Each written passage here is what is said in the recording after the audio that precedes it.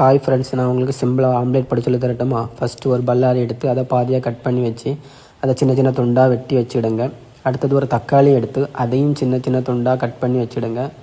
அடுத்தது ஒரு மிளகா எடுத்து அதையும் சின்ன சின்னதாக துண்டு துண்டாக வெட்டி வச்சுக்கிடுங்க. வச்சுக்கிட்டு ஒரு பாத்திரத்தை எடுத்துகிட்டு அதில் ஒரு முட்டையை அடித்து ஊற்றுங்க.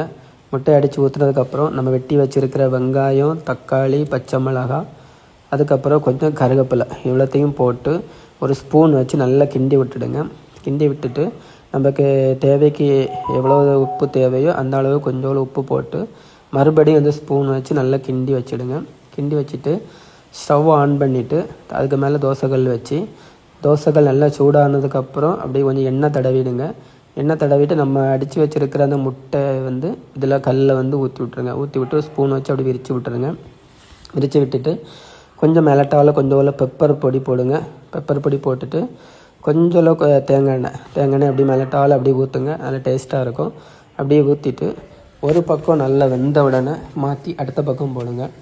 அடுத்த பக்கமும் அதே மாதிரி நல்லா வெந்த உடனே ஒரு பாத்திரத்தில் எடுத்து வச்சு அப்படியே சாப்பிட்டு பாருங்கள், சூப்பராக இருக்கும்.